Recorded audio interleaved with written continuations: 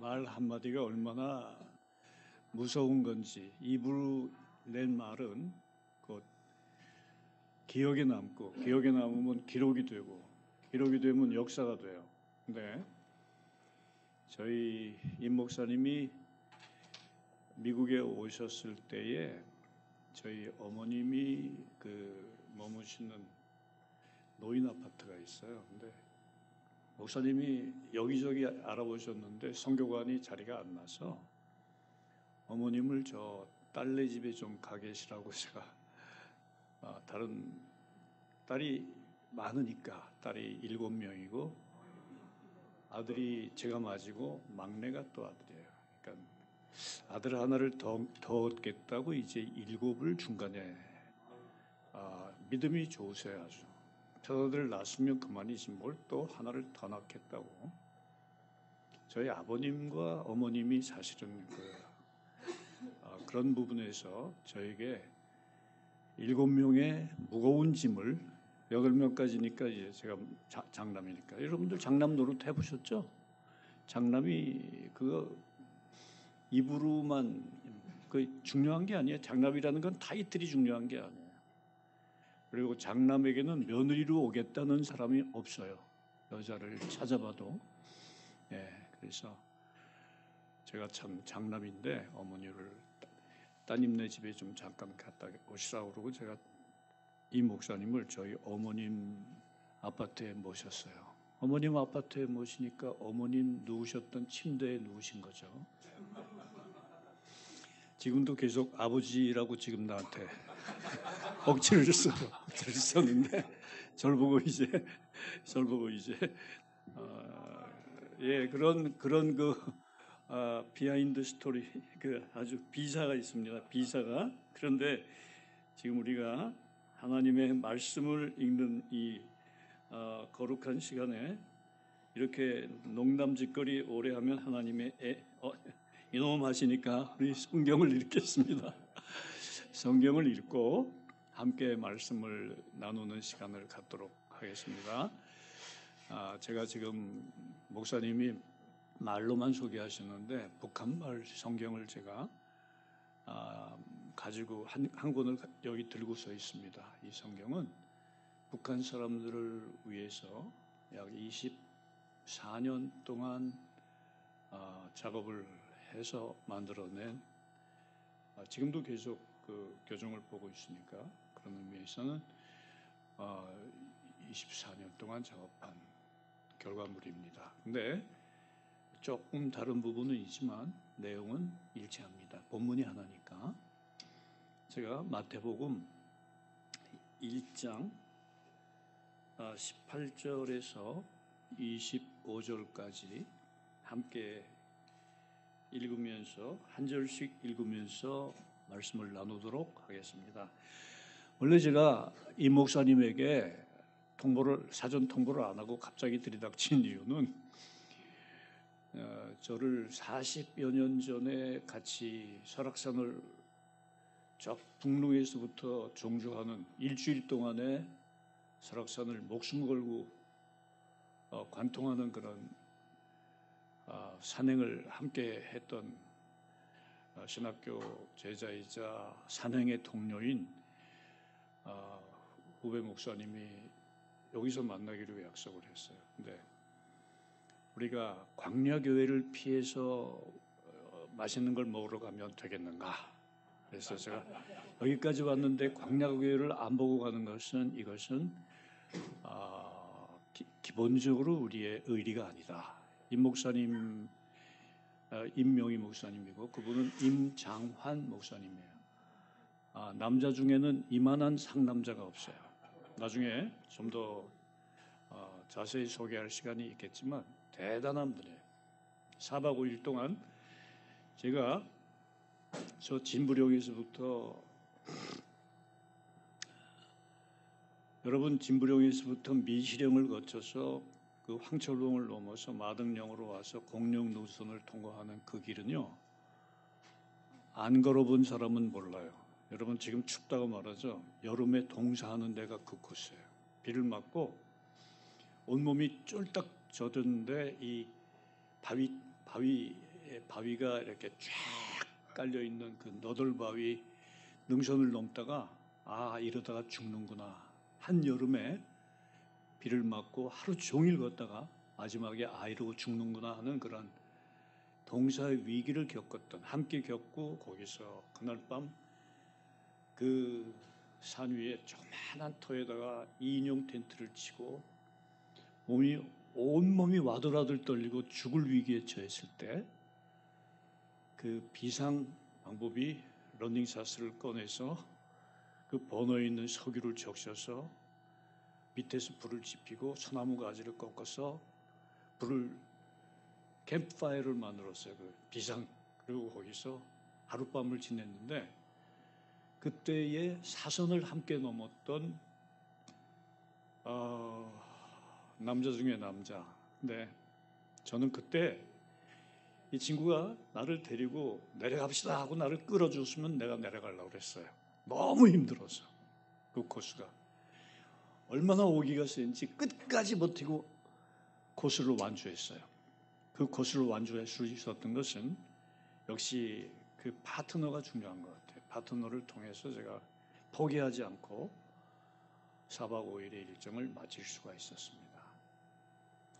임장환 선교 현장에도 왔다 갔고 현재는 목회를 하고 계신데 제가 이분을 40년 만에 만나는 거예요. 지금 어떻게 유튜브에서 제 설교를 듣고 저에게 전화를 걸었어요.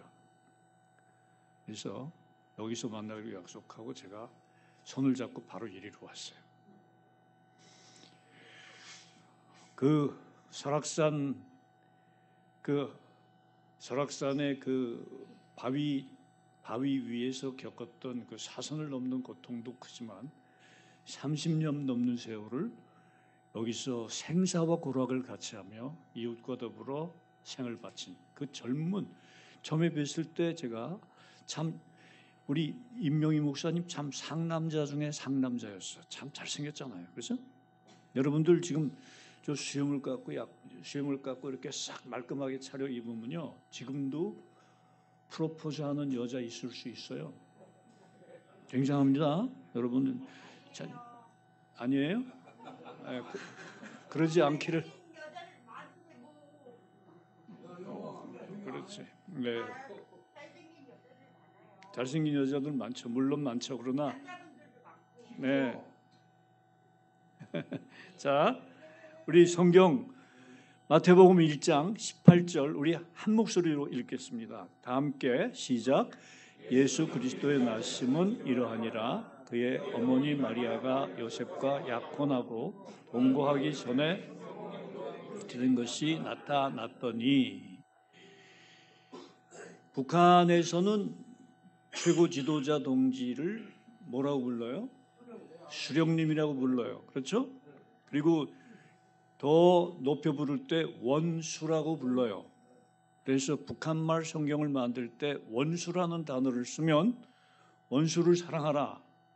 그러면 당장 무슨 말이 떨어질까요? 이거는 함부로 그분을 대하는 거예요. 그래서 바로 그런 사람들은 징계를 받게 돼 있어요. 원수를 사랑할 수 있는 사람은 감히 원수를 사랑한다고 고백할 수 있는 사람 없어요.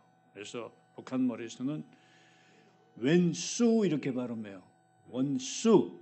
여러분 원수가 사투리예요. 그리고 말이 좀 거칠어요. 그래서 저희는 내 대적을 사랑하라 이렇게 옮겼어요. 아시겠죠? 내 대적을 사랑하라. 그런데 예수 그리스도의 나심이라고 말하면 최고 지도자 동지가 그 부인이 아기를 가졌는데 이것은 격에 어울리는 단어가 아니다. 탄생이라고 표현해야 된대요. 그래서 예수 그리스도의 탄생은 이렇게 이루어졌다. 바꿨어요. 북한 사람들의 필요에 맞춰서 바꿨는데 그다음에 요셉과 약혼하고 마리아와 약혼하고 했는데 우리는 약혼이면 뭐예요? 결혼을 약속했지만 아직 결혼이 신고된 건 아니죠. 혼인 신고된 건 아니에요. 그런데 예수님 당시의 관행으로는 결혼은 다시 말해서 함께 살기 전에 먼저 신랑 쪽에서 신부에게 모든 값을 치러야 돼요. 패백을 드리고 그리고 그 부모의 허락을 받는 절차가 먼저 있어요. 이미 허락받았고 혼인의 계약이 성립이 됐어요.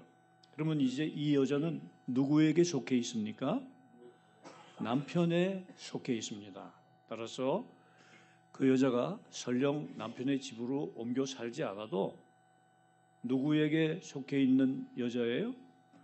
이미 법적으로 혼인된 상태입니다. 그래서 요셉과 혼인을 맺고 마리아와 혼인을 맺고 이것은 그 당시의 관행으로 약혼 정도가 아닌 실효적 관계예요. 합법적 부부예요. 이 부부관계 사이에 문제가 터졌어요. 어떤 문제? 성령으로 말미암아 잉태된 것이 드러났다. 잉태라는 말도 북한에서는 격에 안 어울린대요. 임신도 격에 안 어울리고 아기를 가졌다. 이것도 격에 안 어울리고 회임된 것이 나타났다. 회임. 왜? 우리 궁중 사극을 보면 왕비가 가졌을 때 뭐라고 표현해요? 회임이라고 표현해요. 그래서 회임된 것이 드러났다.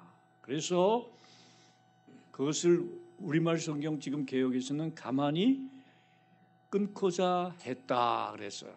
그 어머니 마리아가 요셉과 약혼하고 동거하기 전에, 동거도 북쪽에서는 한 집을 여러 가구가 함께 쓰면 동거래요. 그러니까 동거라는 말은 거주 공간을 나눠 쓰는 거예요. 그렇기 때문에 여러 부부가 여러 가구가 들어와서 한 집에 함께 사는 것이 동거래요. 그러니까 남한에서 생각하는 것과 북한에서 사용하는 말이 전혀 뜻이 달라요. 남쪽의 동거는 아직 결혼을 했던 안 했던 일단 살고 보는 거예요. 함께 사는 것이 달라요. 그래서 북한에서 동거는 그런 뜻이기 때문에 살림을 차리기 전에 이해할 수 있죠? 네. 성령으로 회임된 것이 드러났더니 그 다음에 19절입니다. 같이 읽겠습니다.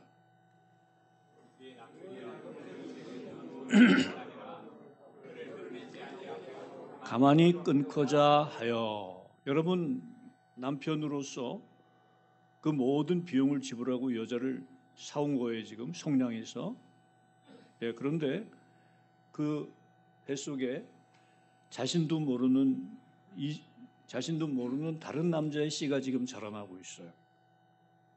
그런 경우에 남자로서 선택할 수 있는 여러 가지 선택이 있겠죠. 선택지가 있겠죠. 이것을 공개적으로 노출해서 망신을 주고 그 모든 피해를 보상받고 그리고 그 여자를 파멸에 이르게 만들 수가 있습니다. 보복은 할 수 있지만 여전히 마음의 상처는 떠나지 않을 것입니다. 반면에 소극적으로 그냥 이것을 없던 일로 하자 하고 무엇을 돌려받아요? 이미 그 집으로 건너간 재산을 돌려받고 끝내자. 그럴 경우에 최소한 여자가 죽진 않겠죠. 망신도 안 당하겠죠. 그 대신에 어느 집으로 가야만 할까요? 친정에서 살기 힘들 겁니다. 친정에서 산다 해도 사람들밖에 얼굴을 드러내지 못할 것입니다. 그리고 그는 살아있으나 죽은 것과 다름없는 부끄러운 생을 한평생 여생을 살아야 될 거예요. 남의 이름 없는 아기를 하나 끌어안고 평생을 살아야 합니다. 아버지가 누군지 밝히지 못한 채. 그렇죠? 네.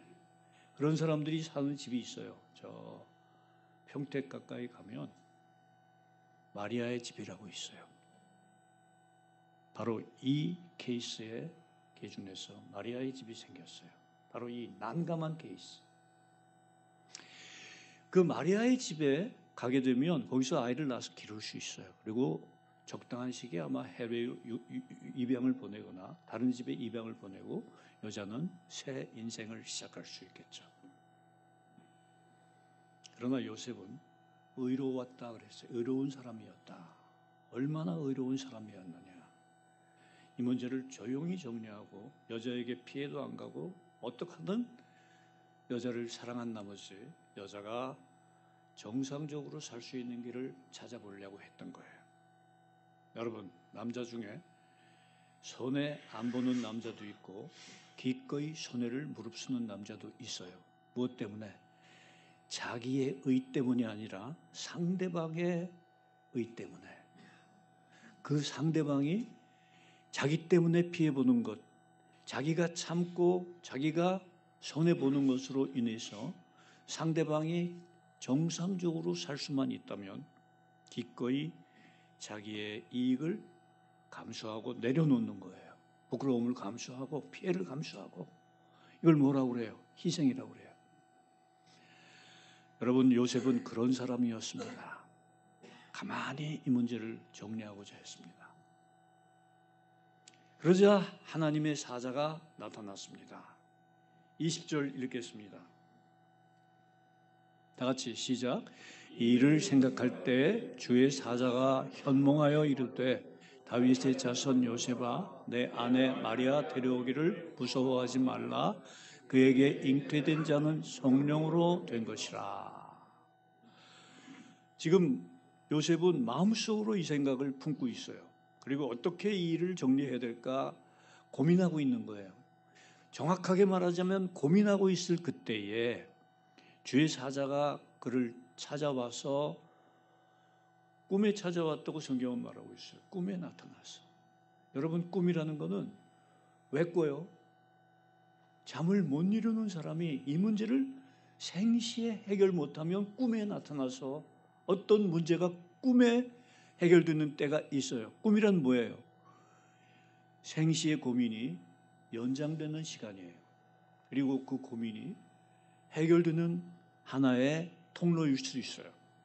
그런데 꿈에 주의 사자가 나타납니다.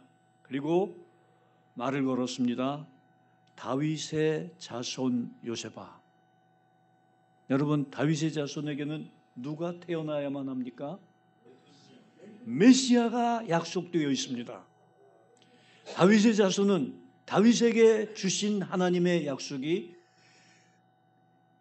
견고하게 그들에게는 대를 이어가면서 그 약속이 그들의 마음속에 깊이 박혀 있습니다. 다시 말해서 그들은 메시아의 탄생을 예비하는 각 세대가 언제 태어날지 몰라요. 어느 세대의 메시아가 누구를 통해서 태어날지 모르지만 모든 세대가, 모든 제너레이션이 메시아의 탄생을 대기하고 기다립니다. 그래서 이 다윗의 자손인 요셉은 메시아의 탄생을 기다렸을 뿐이지 그것이 자기에 대해 이루어질 줄은 기대하지 않았고, 더더군다나 하나님께서 기상천외한 방법으로 메시아의 탄생을 성취시킬 줄은 몰랐어요. 여기 보세요. 내 아내 마리아 데려오기를 무서워하지 말라. 그에게 잉태된 자는, 따라해 보세요, 성령으로 된 것이라. 있겠어요, 여러분들? 더군다나 꿈에 천사가 나타났다 한들 꿈을 깨면 그만이죠. 꿈 깨몽이라고 그래요. 여러분, 꿈 깬 다음에 꿈에 일어난 일을 기억하고 그대로 행하는 사람이 많지 않아요. 그런데 요셉에게 꿈에 천사가 계시한 하나님의 말씀은 상상할 수 없는 얘기예요. 왜? 이제까지 이런 사례는 단 한 번도 없었어요. 성령으로 잉태된 사람의 몸에 하나님의 방법으로 성령으로 잉태됐으니까 누구의 아들이에요? 하나님의 영으로 잉태됐으니까 하나님이죠. 하나님의 아들이죠. 하나님의 아들이 사람의 몸을 빌어서 태어났다. 이거는 역사상 단 한 번밖에 없어요. 그래서 신약교회는 그의 이름을 일컬어 독생자라고 불렀어요. 헬라어에서는 이것을 모노게네스라고 불러요. 여러분, 모노라는 말은 하나예요. 모노레일이죠. 레일이 하나밖에 없어요. 그래서 구유류 타고 가는 열차를 모노레일이라고 해요. 모노, 게네스, 탄생, 유일한 탄생의 계수로 태어난 유일한 탄생, 유일무이, 역사상 전에도 없었고 후에도 없었고 전무후무하며 하나님이 사람으로 사람의 몸을 덧입었다는 이런 사례는 이후에도 없고 역사상 딱 한 번 창조주가 피조물인 사람의 형상으로 이 땅에 오시는 사건이에요. 여러분, 이것은 너무나 놀라운 신비이기 때문에 사람들은 기대도 안 했고 유대인들은 아직도 기대 안 해요. 그들은 결코 메시아가 그때 왔다고 믿지 않아요. 마리아의 몸을 통해서 왔다는 것 믿지 않아요. 믿지 않는 이유가 뭔지 아세요? 그들이 믿는 하나님은 피조물의 형상을 띠고 나타나는 것이 불가능한 분이에요. 왜 그래요? 절대 타자이며 높이 계신 분이기 때문에 그분은 태어나서 고난당하고 사람들에게 멸시와 천대를 당하고 그리고 마침내 창에 찔리고 십자가에 못 박혀 죽는 그런 패배자, 열패자의 루저. 하나님은 어떤 분이세요? 만유를 지으셨고 만유를 다스리시고 만유를 마침내 심판하시는 절대 주권자이신데 그분에게는 무엇이 없어요? 고난이 있을 수가 없어요. 그에게는 무엇이 있을 수 없어요? 멸망. 이 가멸적 존재가 아니기 때문에 그분은 우리같이 죽을 수밖에 없는 피조물이 결코 아닙니다. 그분은 누구세요? 영원 불멸하시는 만유의 주제이십니다. 그런 분은 결코 우리 인간과 똑같이 죽음 앞에 무력할 수밖에 없는 힘없는 존재가 아니고 막강하신 분이시고 그분은 결코 소멸되지 아니하시는 분이시다. 그분에게는 무엇이 없다? 고난이 있을 수 없다. 그래서 그 하나님을 일컬어서 impossible이라는 말이 나와요. 패션이라는 영화가 있었죠? 예, 패션. 예, 그 유명한 영화예요. 패션. 예, 그 패션은 예수님이 십자가 지고 골고다를 걸어 올라가시는 그 장면을 찍은 아주 20세기, 21세기에 들어서 가장 그 많은 그 관객을 끌어모았던 작품 중에 하나예요. 패션은 열정이라는 뜻도 있지만 이 패션은 순환이라는 뜻이 있어요. 패션, 고난. 그래서 하나님의 아들이 어떻게 고난당할 수 있는가? 그 하나님의 아들은 지금 역사상에 마리아의 몸을 빌어서 오신 성령의 능력으로 잉태되어서 우리 인간사회에 오신 이런 하나님의 아들은 이건 신화 내지는 이거는 어디까지나 픽션, 허구, 소설이라고 생각해요. 그래서 그들은 예수를 지금까지 안 믿는 거예요. 아시겠습니까? 왜 유대인이 예수 안 믿어요? 어떻게 하나님이 사람의 형상으로 올 수 있는가? 어떻게 창조주가 피조물이 될 수 있는가? 이거는 있을 수 없는, 도저히 받아들일 수 없는 대전제이기 때문에 그들은 위로부터 오시는 영광의 왕, 초능력자를 기대하고 있었어요. 모세보다 더 막강한 초능력자, 다윗보다 더 강한 지상의 놀라운 초능력의 초자연적인 능력으로 임하시는 그분만을 생각했어요. 그런데 하나님께서 그 아들을 보내신 목적이 있어요. 그 아들을 그런 몸으로 이 땅에 보내신 목적이 있어요. 어떤 목적일까요? 21절을 읽어보겠습니다. 시작. 아들을 낳으리니 이름을 예수라 하라. 이는 그가 자기 백성을 그들의 죄에서 구원할 자이심이라. 여러분, 구원자라는 말이 사람의 이름이 아니에요. 이 교회에 전에 와서 봉사하시던 권사님 한 분이, 집사님 한 분의 이름이 성은 구시고 이름이 원자였어요. 그래서 그분을 부를 때마다 구원자, 구원자하고 불렀는데 이 구원자라는 말은 정확하게 말해서 구원이 여러 가지 구원이 있습니다. 우리가 지금 큰 수렁에 빠졌습니다. 바깥에서 건져주지 않으면 그 안에서는 계속 내려갈 수밖에 없는 치명적인, 결코 자기를 구원할 수 없는 사람에게 베풀 때, 구원의 손길을 내밀 때, 그것은 어디서 와야 돼요? 구원의 손길은 밖에서 끌어내야만 합니다. 그렇죠? 여러분, 병에 걸렸을 때 환자가 자기 능력으로 이길 수 있는 한계를 넘어섰어요. 치명적이에요. 이젠 죽어야 돼요. 그럴 때 그를 특별한 의학 기술이나 어떠한 초능력으로 그를 건져냈을 때 구원자라고 불러요. 무엇으로부터? 질병으로부터, 연약함으로부터 구원할 수 있는 사람. 그래서 중국에서는 그런 사람들의 목록이 있어요. 리스트가 있는데 삼황이라는 황제가 있고 황이 있고 그다음에 오제라고 하는 5명의 제가 있어요. 이들은 초능력자들이에요. 그래서 홍수가 났을 때 그 홍수를 미리 막아서 홍수의 물길을 잡아서 온 백성이 범람을 모르고 치수에 성공할 때 그 치수의 신, 요 순시대에 바로 그 치수에 성공한 지도자에게 무엇을 주었어요? 제왕의 위를 그에게 주었어요. 여러분, 한 번 큰 물결이 와서 휩쓸어 가면 온 백성이 굶어 죽어야만 돼요.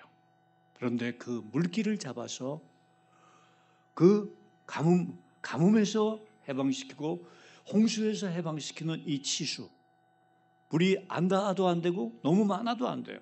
그것을 적당하게 딱 조절해서 그것을 막을 수 있을 때 그 사람을 황제 위에 올렸어요. 여러분, 전염병이 들어서 온 백성이 갑자기 몰사하는 그런 상황에서 바이러스를 퇴치하는 백신을 하나 개발하면 그것이 죽어가는 사람들을 살리는 구원자의 역할을 해요. 그래서 그런 의술을 개발하면 신이다 그랬어요. 신 또는 제왕, 이것은 그 당시에 신격화된 거예요. 그러니까 왕이 전능력으로 백성을 잘 건져냈을 때 그들을 제왕의 반열에 올리고 그 사망 오제는 신격화돼서 하늘에 계신 분으로 모셨어요. 이해하시겠죠? 옥황상제가 바로 그런 존재예요. 오늘 우리가 21절을 읽었는데 이분에게는 어떤 사명이 태어나기 전에 부여됐나요? 자기 백성을 저희의 죄에서 구원할 자. 여러분, 죄에서 구원할 자라는 것은 별로 확 땡기지 않죠? 그런데 그 당시에 모든 문제의 근원이 죄였어요. 하나님으로부터 떨어져 나왔을 때 사람들이 모든 문제에 봉착했어요. 모든 질병과 가난과 모든 관계의 충돌이, 언어의 충돌, 다 하나님으로부터 멀어졌을 때 생겨난 결과들이에요. 에덴 동산에서는 그런 일이 없었어요. 가난도 없었고 질병도 없었고 홍수도 없었고 가뭄도 없었고 하나님이 주시는 완벽한 환경 속에서 어느 누구도 걱정할 필요가 없었어요. 사는 문제가 그들의 관심사가 아니었어요. 그런데 살아남는 것이 관심사가 된 것은 언제부터예요? 하나님에게서 멀어졌을 때. 그래서 하나님께서 그 관계의 회복을 위한, 인간이 죄 때문에 하나님을 다가갈 때 두려움에 젖어서 스스로 물러서고 스스로 주저앉고 스스로 문을 닫고 스스로 고립돼서 스스로 목숨을 끊어요. 무엇 때문이에요? 죄로 인한 자책감. 그것이 사람을 파멸로 이끌 수가 있습니다. 예수님은 이 땅에 왜 오셨느냐? 이 땅에 오셔서 예수님 많은 일들을 행하셨죠. 이제까지 무슨 일을 행하셨어요? 떡을 만들어서 그들로 하여금 배고픈 자들에게 먹이셨어요.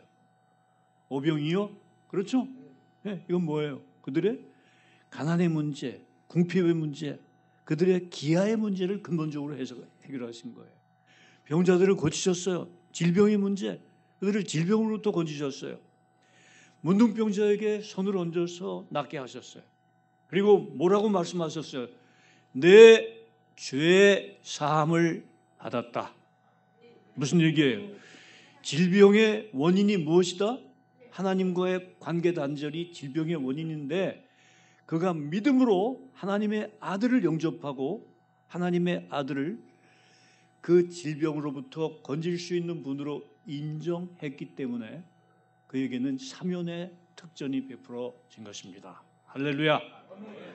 여러분, 오늘 여기 앉아 계시는 모든 분들에게 제가 말씀을 통해서 도전합니다.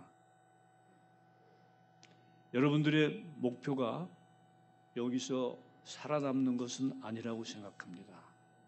여러분들의 목표가 이 상황을 딛고 다음 단계로 올라가는 것입니다.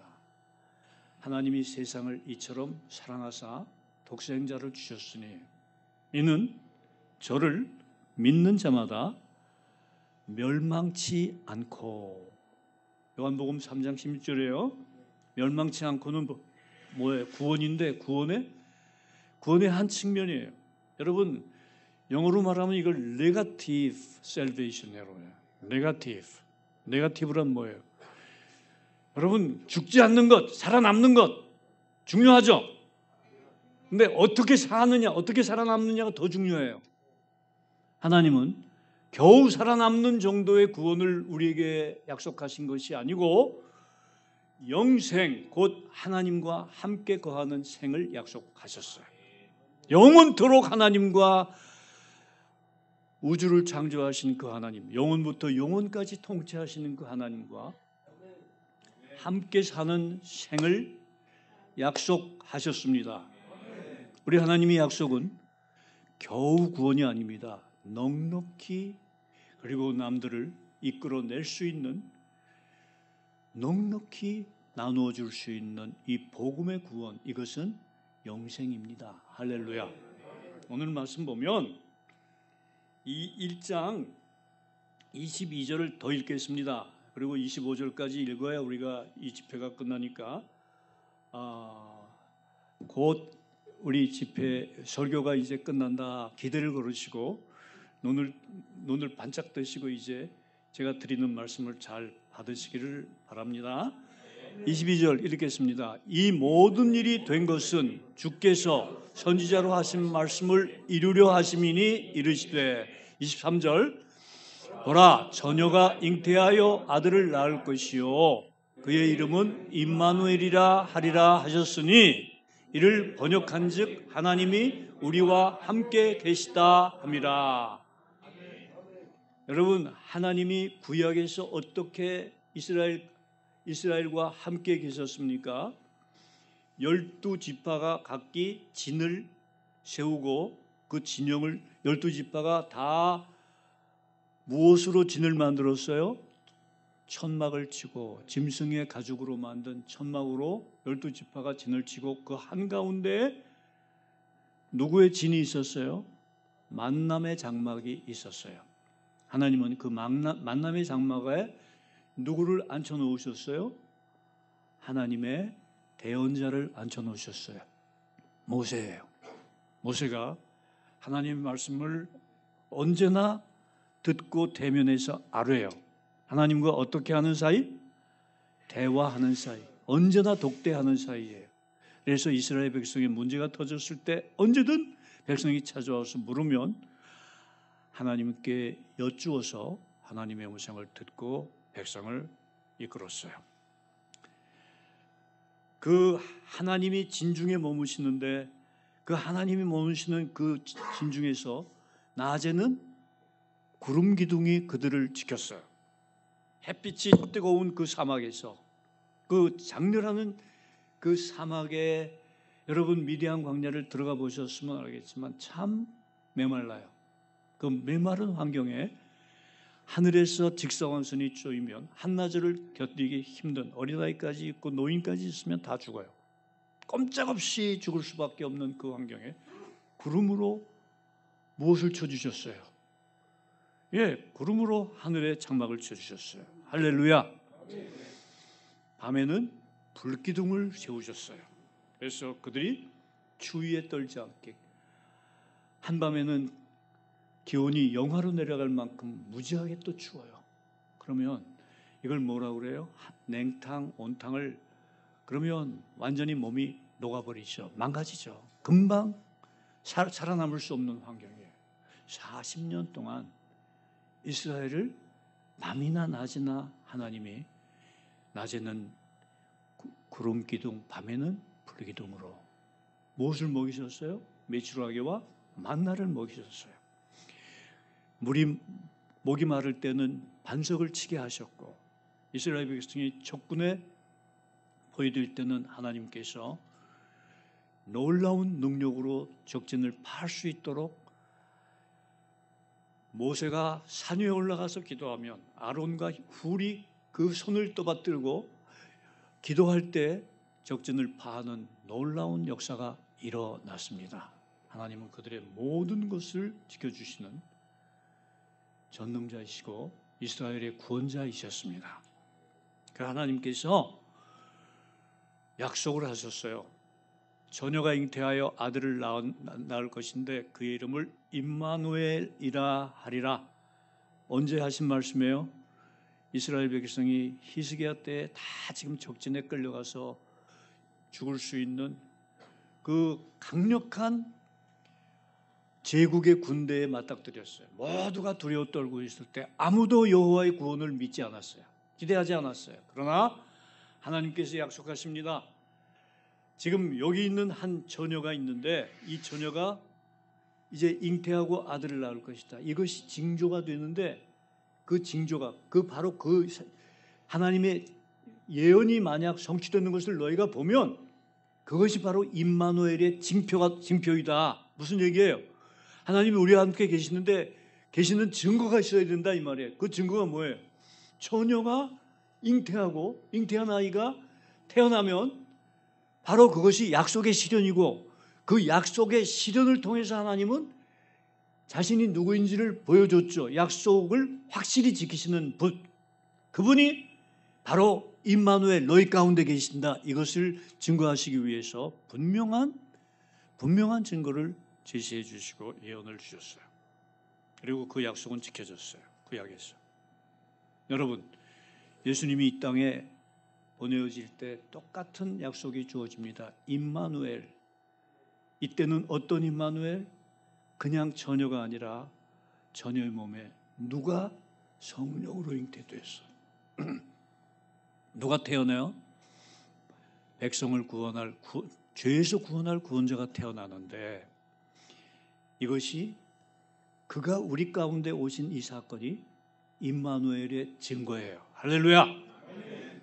예수 그리스도가 우리 가운데 오신 이것이 우리 가운데 누가 계신다는 사실을 입증하는 증거라고요. 임마누엘의 증거가 바로 예수 그리스도의 탄생이에요. 할렐루야. 그분이 우리 가운데 계세요. 그 약속이 실현되었어요. 약속대로 하나님은 행하시는 분이에요. 하나님은 약속하시고 안 지키시는 법이 없는, 말 뒤집지 않는 분이세요. 말이 제일 싫어하는 것, 첫 번째, 말머리 갑자기 돌리는 사람. 말머리 돌리는 사람 싫어한대요, 말이.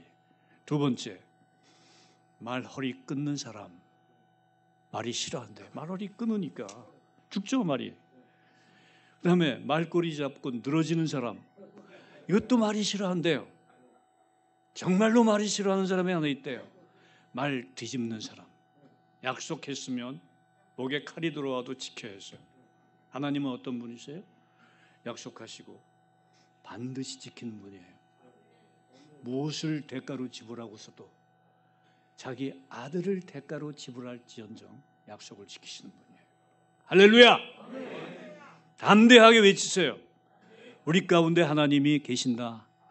임마누엘을 외치세요. 예수 그리스도가 우리 가운데 태어나셔서 죄와 사망의 문제를 해결하셨습니다. 그리고 우리에게 말씀하십니다.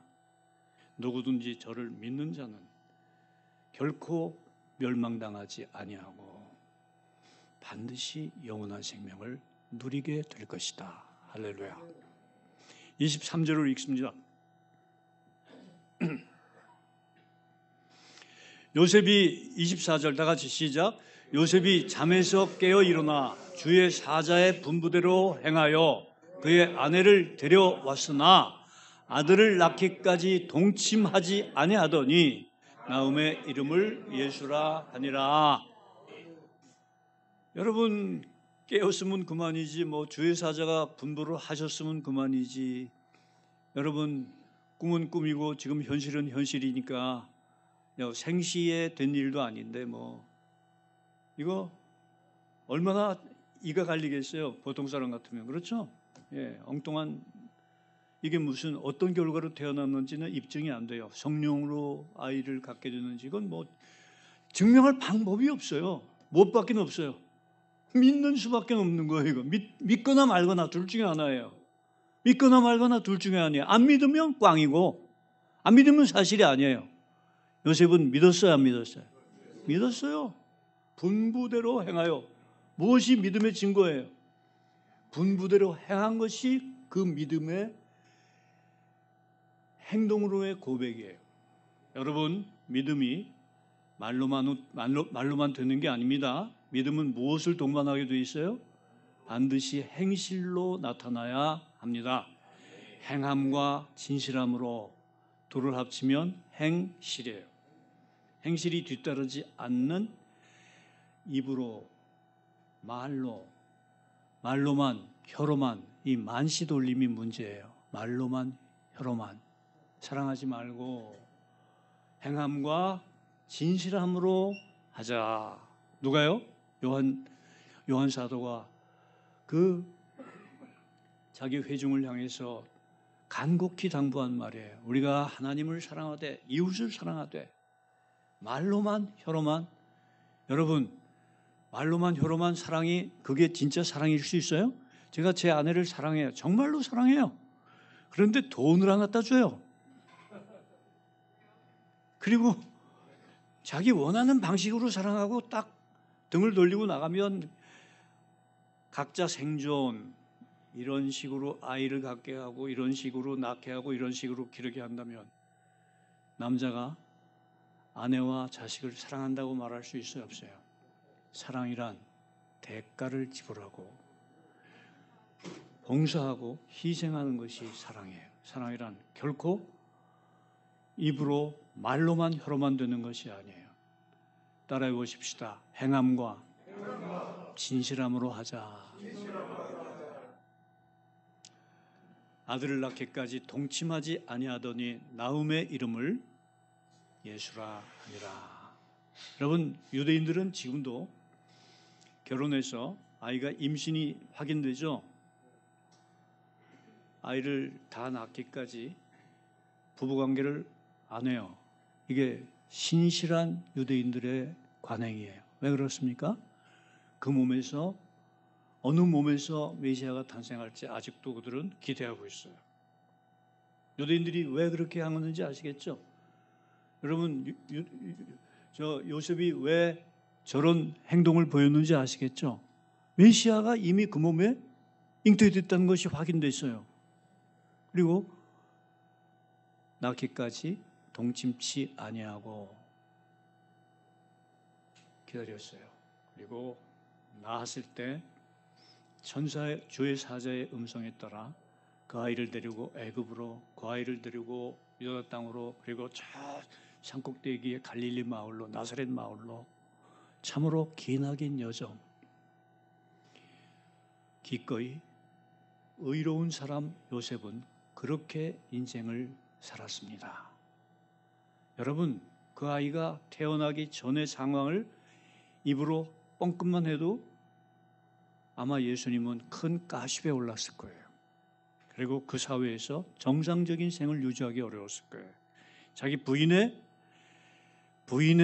뭐예요? 스캔들을 조금이라도 사람들 앞에서 입만 뻥끗해도 그 부인은 그 사회에서 매장되고 살아남을 수 없었을 거예요. 참 창피한 일이죠. 그럼에도 불구하고 하나님께서 행하신 일을 기쁨으로 나의 집안을 통해서 다윗의 혈통을 통해서 메시아가 태어나되 그 메시아는 사람의 아들이 아니라 하나님의 아들이시기 때문에 사람의 몸을 입고 태어난 하나님의 아들이기 때문에 요셉은 기꺼이 자기 아내를 내 것이라고 생각하지 아니하고 하나님의 목적에 드렸습니다.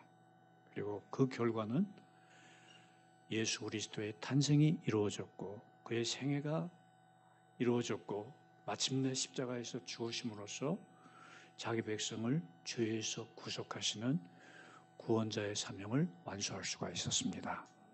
여러분 모두가 의로운 사람 요셉, 그의 타이틀은 우연히 주어진 것이 아니고 빈말이 아니고 대가를 지불한 것이었습니다. 그리고 즉각적인 실천으로 순종의 결단을 보여준 놀라운 사건입니다. 희생 없이, 봉사 없이, 자기를 비우는 결단 없이 우연히 이루어진 일이 아니고 예수 그리스도의 탄생은 이렇게 이루어졌습니다. 기도하겠습니다. 거룩하신 아버지 하나님, 그리스도 예수의 탄생을 저희들이 말씀을 통해서 다시 읽었습니다. 참으로 자기를 비워 종의 형체를 가지시고 그 아버지의 보좌를 쟁취할 것으로 여기지 아니하시고 기꺼이 우리 가운데 자기를 비우시고 낮아지시고 종이 되시고 죽기까지 복종하심으로써 이 화해의 복음을 완성하신 그리스도 예수께서 행하신 자기 백성을 자기 그들의 죄에서 구원할 자로서의 미션을 완수하신 이 놀라운 아들의 탄생을 저희들이 기쁨으로 맞이합니다. 우리 가운데 오신 그 하나님의 임마누엘이 하나님의 자기를 비우심에서 비롯되었고 아들을 내어주심에서 비롯되었고 그 아들의 자기 희생에서 시작되었다는 사실을 잊지 말고 저희들이 이 아들을 통해서 출세하거나 이 아들을 통해서 높아지거나 이 아들을 통해서 강해지거나 이 아들을 통해서 다른 사람들을 무시하는 자기 의를 내세우며 하나님의 의를 박살내는 일 하지 않도록 저희들로 하여금 끝까지 그리스도 예수 같이 겸손의 왕, 나귀를 타시고 오신 그 평화의 왕을 끝까지 본받고 흠모하며 따르게 하옵소서. 예수 그리스도 이름으로 기도하옵나이다. 아멘.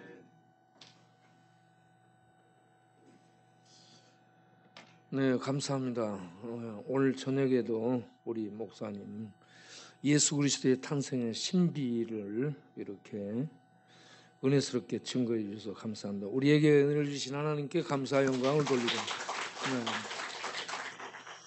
또 미국에서 조용히 오셔서 또 은혜스러운 말씀을 전해주신 김경신 목사님 감사합니다. 시간이 많이 가서 바로 기도하고 마치도록 하겠습니다. 목사님 저기 오신 목사님 임장헌 목사님 임장환 목사님 잠깐 일어나시죠. 뭐 우리가 자주 뵌 것 같아요. 처음 뵀는가요? 그 박수. 그때 산에서 뵌 것 같기도 하고. 이제 목사님 나와서 헌금 기도해 주시고 축도로 맞춰 주세요.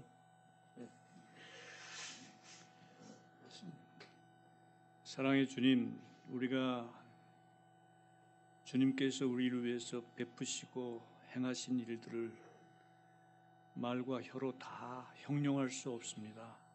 저희들이 그럼에도 불구하고 참으로 주님 앞에 바치고 드리는 것은 너무나 미약하고 적은 것들입니다. 그럼에도 불구하고 주님 우리를 기꺼이 받으시고 저희들로 하여금 늘 주님에게 감사하며 살 수 있게 하심을 진심으로 감사합니다. 저희들이 받은 것을 주님 앞에 드리오니 주님의 목적에 부합되게 사용되기를 간절히 원합니다. 이제는 우리 주 예수 그리스도의 은혜와 하나님 우리 아버지의 만극하신 사랑과 성령님의 보호하시며 인도하시며 교통하심이 주의 말씀을 받고 행함과 진실함으로 주를 따르기를 원하는 모든 성도들 머리 위에 이제부터 영원토록 함께 계실지어다.